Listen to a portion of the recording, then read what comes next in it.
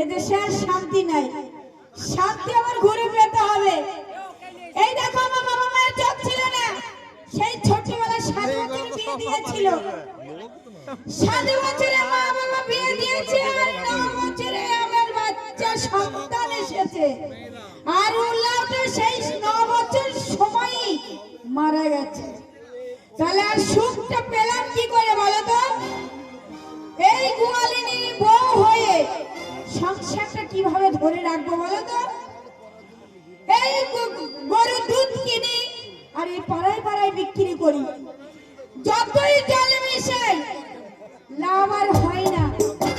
মনে করেছি এবার থেকে ঘিয়ের ব্যবসা করব, দুধ ছেড়ে দেবো, তাই বাড়িতে ঘি তুলবো আর এই 250 করে ঘি দিয়ে 1 কিলো করে বিক্রি করে দেবো।